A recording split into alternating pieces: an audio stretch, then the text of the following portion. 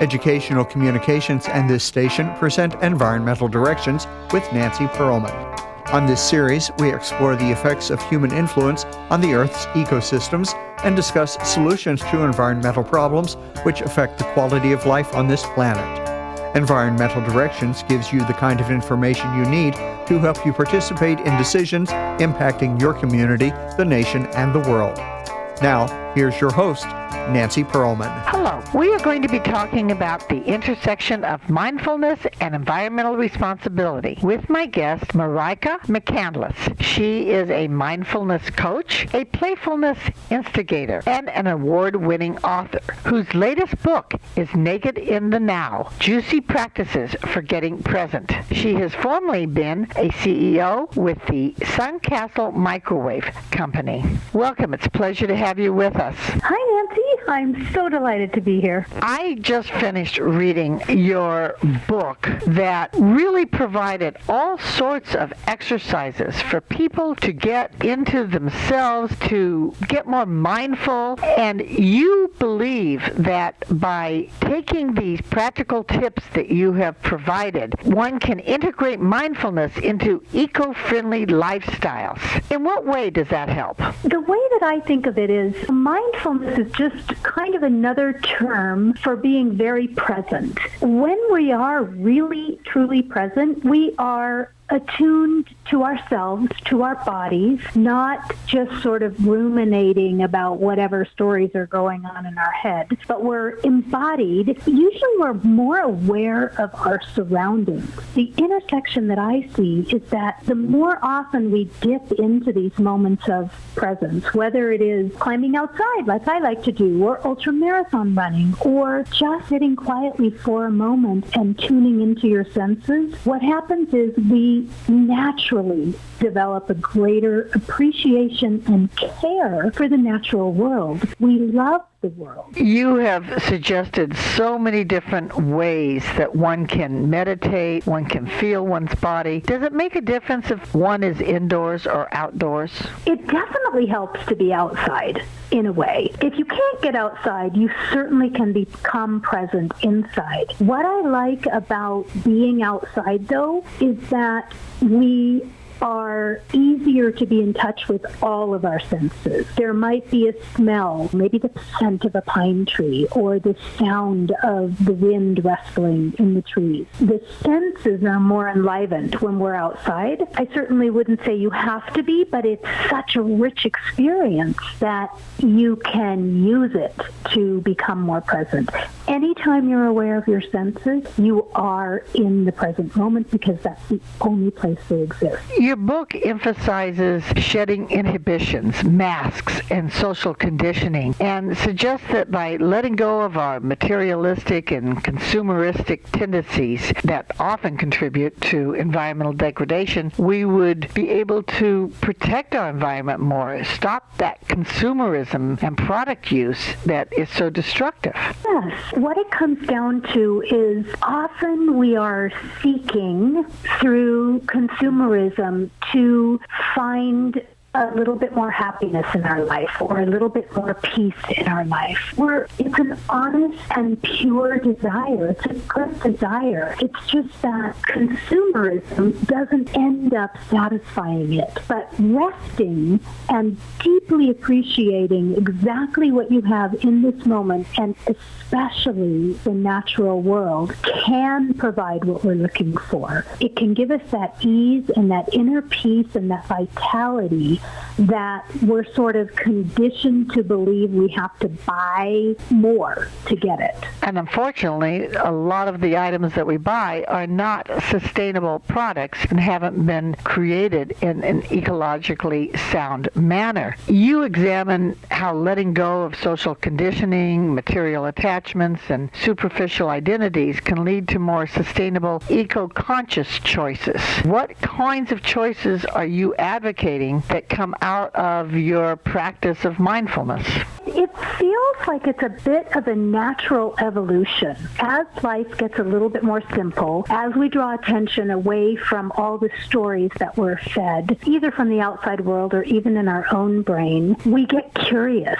And we get curious in a way that often benefits the environment. So just to give you an example from my own life, I'm about to have a wellness retreat and book launch party. I would like to give some gifts to people who come to this. But when I sit down and I think about it, I realize that I don't want to contribute to buying a little plastic piece or something like that that is going to end up in the ocean outside of Bali, terrorizing the fish. So I naturally turn my attention to, wow, I wonder what eco-conscious choices there are. What is a way that I can both be a gift giver and support the world? And it turns out there's lots of people thinking about this, and it only takes a tiny bit of curiosity to do a 1% better job of not purchasing things that are harming our environment. Your book, Naked in the Now, Juicy Practices for Getting Present, has a wealth of ideas of how to sit, meditate, practice, what to think about. But if one does calm oneself, has that inner peace, can we be sure that that will help turn them into what I would like them to become, and that's environmental activists and advocates for the plants and animals on the planet that don't have a voice, for the ecosystems that we must preserve? Do you really think that developing that inner peace and self-acceptance will make individuals more engaged as environmental advocates? I don't know that I can make the claim that directly. I don't know that I can say that if you devote your pursuit to inner peace that you will become an environmental activist in the way that you're describing. But what I believe is that when you become at peace with yourself and when you are sitting in a place of inner peace, you have a clarity about what actions make sense. And one of the pieces of clarity that comes through is that it's our honor and our job to be good stewards of this planet. You maybe just, in a simple way, maybe just model it for other people. It might not look like going out and becoming the leader of a protest or something like that, and maybe it does. But what you will have is a clarity of purpose. And I think that is a great place to start. Explain the name of the book, Naked in the Now. When we are present, we are like lovers. We are naked. And I use that term to get your attention. We are devoid of our thoughts and our assumptions. You talk about mindfulness practices, a lot of meditation, sitting, being calm, and yet you are also an outdoors person. You go rock climbing. That uses a lot of physical energy. How do you connect the two? I don't know. I think the new term these days is embodied meditation. When we're in our body, we tend to be more focused. We tend to be more present. What are some lifestyle changes that you have made?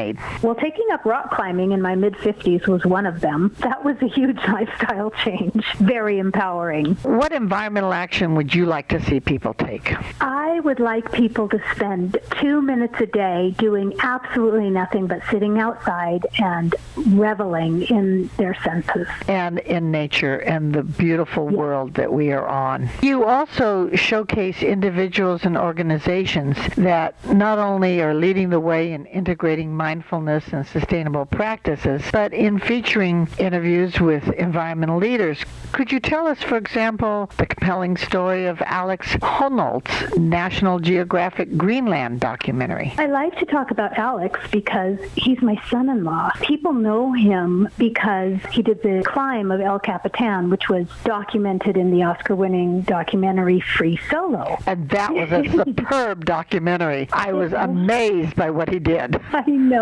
Talk about somebody who lives their life being appreciative of the natural environment and having to be focused not 1 second ahead. That's what he had to do in that movie. What it ended up becoming was he's a powerful advocate for the environment and for climate change. He recently, now his expeditions often have sort of a mindful environmental leadership aspect to them. So if nobody has seen his Greenland documentary that was put on by Nat Geo, it's a perfect example. Alex is doing a climb of a mountain that's never been climbed before, but on the way they're going through glaciers and they're learning about climate change and how it's affecting the planet, what it looks like. They're doing science along the way. They're taking data. This is a beautiful way to educate people, to get people curious. It really only takes a little bit of curiosity. And let's not forget your daughter, Jamie, because with her husband, they're tech entrepreneurs, and they offer the popular software stacking climate tech course. What would one learn in that course? My daughter, Jamie, she's one of those very brilliant engineers. She's always had this eye toward the most important thing. The most important thing for her era is contributing to exploring what we can do about climate change. So she went ahead, she got her degree from Olin College of Engineering. It's an incredible school, and then formed her own business. And she and her partner sat down and they said, what do we want to do? What we want to do is we only want to work for companies that are actively involved in climate change. So if we're going to get a job, it's going to be with a company that has that on its mission. Then they went out and formed their own company. It's called Option Zero. And through Option Zero, they got invited to teach this course, which teaches other software engineers how to make their incredibly talented skill set benefit the environment. Wildly popular. These kids, they want to be good stewards of the planet. They want to help their generation be good stewards of the planet. You certainly want to help people become good stewards by helping themselves through your mindfulness practices. You're an award-winning author. Your first book was a memoir called More, Journey to Mystical Union Through the Sacred and the Profane, but you wrote it under a pen name. Your current book is Naked in the Now, Juicy Practices for Getting Present. In addition to your books, you have been featured in internationally recognized magazines and newspapers, including Thrive Global, Spirituality and Health Magazine, Best Self, More to Life Magazine, Woman's Day, and Kindred Spirit Magazine. What do you write about that you can do in a short article that took you many pages to do in your book? That's a good question. I often like to write at the intersection of writing itself and awareness practice, because I think that writing itself can be a powerful tool for helping us get present, for helping us accept ourselves exactly as we are. My latest article will be coming out in Spirituality and Health magazine. It's called Naked Writing, and it's really about the process of, we might call it stream of consciousness writing, but it's about using a tiny prompt, setting a timer, and then not controlling what comes out at all. You don't worry if you're being eloquent, you just let it out, and it has this ability to help us get in touch with our own natural voice and what wants to be said, what wants to be heard, what wants to be acknowledged within us. If people want to contact you for retreats, guidance, suggestions, get a copy of your book, what's your website? So my website is my first name and my last name. So it's marijkemccandless.com. That's Marijkemccandless.com.